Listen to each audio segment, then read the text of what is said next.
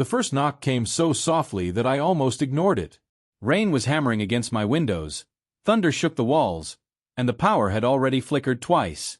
It was nearly midnight, and nobody in their right mind would have been outside in a storm like that. I was standing in my kitchen, holding a mug of coffee, when I heard it again. 3 quick knocks. Then silence. I stared toward the front door. For a few seconds, I told myself it was probably a branch hitting the porch. But then I heard a tiny voice through the rain. "Please help me."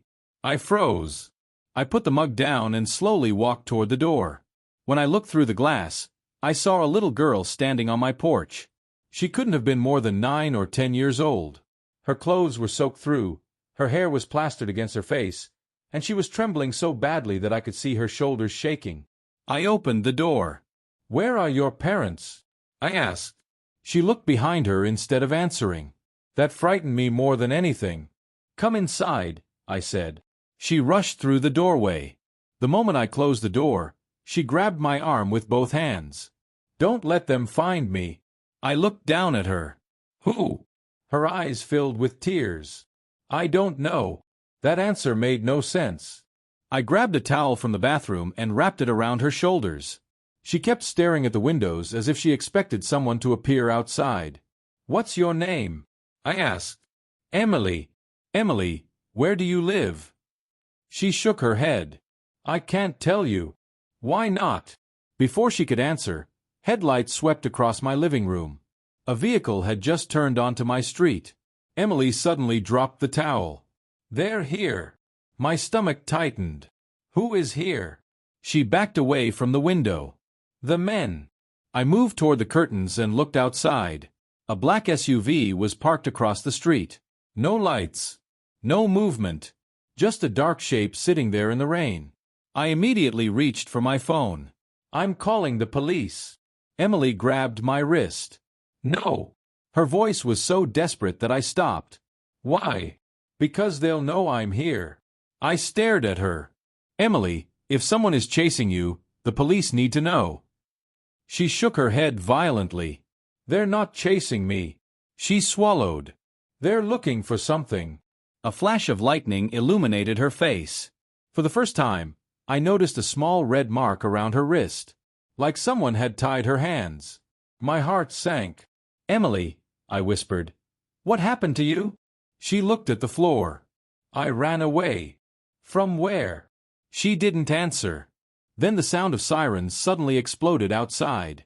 Red and blue lights flashed through my windows. Emily's face went completely white.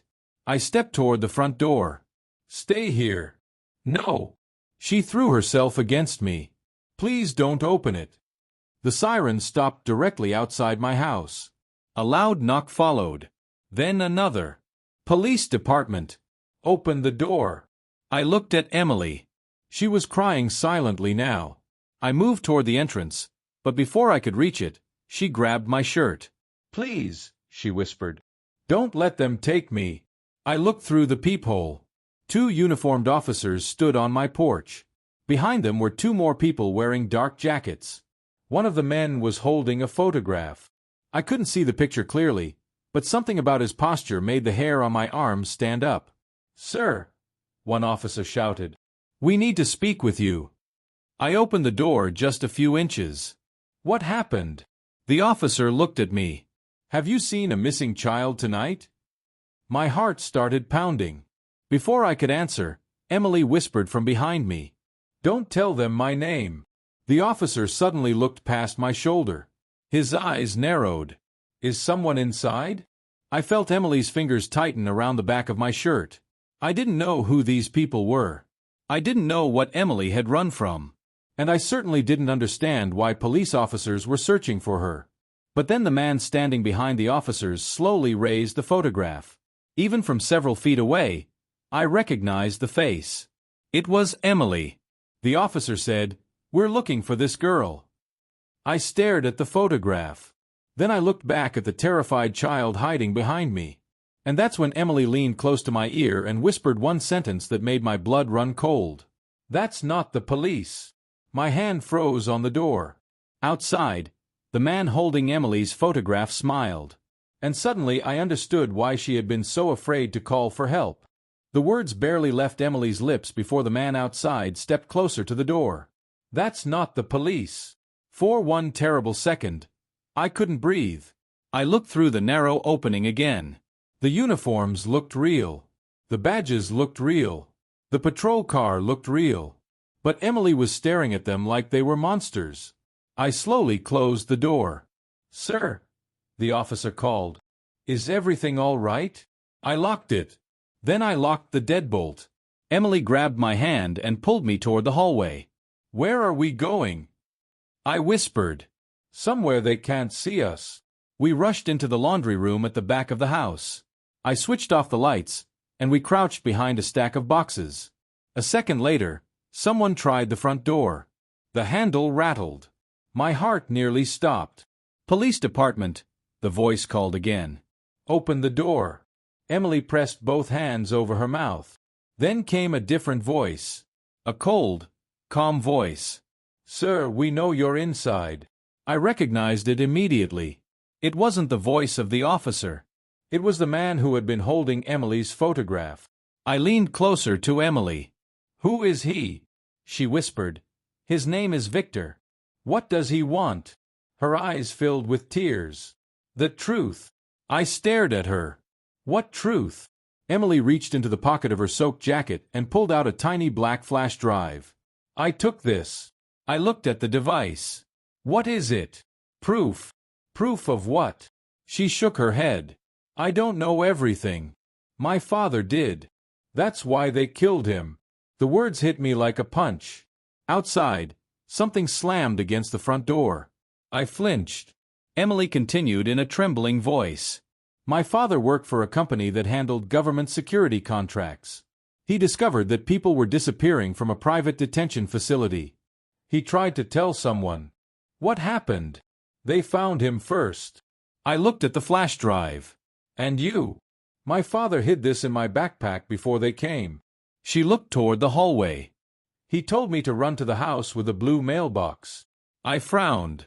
"My mailbox is blue." She nodded. "He told me that if anything happened, I should find you." I stared at her in disbelief. "You knew me?" "No." "Then how did your father know me?" Emily reached into her pocket again and pulled out a folded photograph. I opened it. My entire body went cold. It was a picture of me, standing outside my house, taken years earlier. I looked at Emily. "Why does your father have this?" She swallowed. "He said you were the only person he trusted." Before I could ask another question, the front door exploded inward. I heard heavy footsteps. "They're inside!" someone shouted. Emily grabbed my arm. "Run!" We crawled through the small basement access door behind the washing machine. I had never used it before, but apparently it connected to an old storm tunnel that ran beneath several houses. We dropped into darkness. Above us, men searched the house. "Find them!" Emily and I moved through the narrow tunnel as quietly as possible. After several minutes, we reached an old maintenance room beneath the neighboring property. There was a metal ladder leading to the surface. I pushed the hatch open. We climbed out behind an abandoned garage. Rain poured over us. My phone vibrated. Unknown number. I answered. A man's voice said, "You have something that belongs to us." I looked at Emily. "Who are you?" The man laughed. "You already know." "I don't." "You will." The call ended. Then my phone received a message. It contained a photograph. I opened it. It was a picture of my house, taken only minutes earlier. Underneath it was 6 words. "You should never have opened your door." Emily looked at the screen. "They know where we are." I put the phone away. "We need somewhere safe." She shook her head. "There isn't anywhere safe." Then she pointed toward the road. A black SUV was approaching. The same one from my street. I grabbed Emily's hand. We ran. We crossed the field behind the garage and reached an old church at the end of the road. The doors were unlocked. Inside, everything was dark. We hid behind the wooden pews. For several minutes, we heard nothing but rain. Then Emily whispered, "My father said there was one more thing." What? He said the flash drive doesn't contain the evidence. I stared at her. Then what does it contain? A location. Whose location? She looked at me. Everyone there hiding. I suddenly understood. This wasn't just about one missing girl. It was much bigger. Emily handed me the flash drive. There is a computer in the church office. I found the office and turned on the old computer. The flash drive opened with a single folder.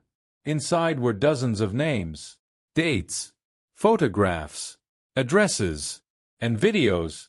I clicked the first file. A man appeared on the screen. Emily gasped. That's my father. He looked exhausted. If you're watching this, he said, then Emily has already escaped. I looked at her. Her eyes were fixed on the screen. Her father continued. The people responsible are not criminals hiding in the shadows. Some of them have badges. Some have positions of authority. And some are people you would never suspect. The video suddenly froze. Then another file opened automatically. A photograph appeared. I recognized the man immediately. My neighbor. The quiet man who had lived across the street for almost 5 years. Emily whispered, "He's one of them." I stared at the photograph. Then I heard footsteps outside the church. Slow. Heavy. Coming closer. Emily grabbed my arm. The church doors opened. A silhouette stood in the doorway. Lightning flashed behind him. It was Victor. But he wasn't alone. 2 uniformed officers stood beside him. Victor smiled. "You've made this much harder than it needed to be." I stepped in front of Emily. "You're not taking her." Victor looked at me calmly. "You still don't understand." "Understand what?" He pointed toward the computer. "Your neighbor isn't the person you should be worried about." My blood ran cold. Victor reached into his coat and pulled out another photograph. He placed it on the nearest pew. I picked it up. It was a photograph of Emily's father standing beside another man. My hands began shaking. Because I recognized the second man. It was me. But the photograph had been taken 15 years earlier. I looked at Emily. She was crying. "My father told me never to trust anyone," she whispered. Victor smiled. He was right. Then the church lights suddenly came on. Every door locked simultaneously. And from somewhere behind us, another voice spoke. "You should have listened to the girl." I turned around. And my heart stopped. The person standing behind us was the one person I never imagined could be involved.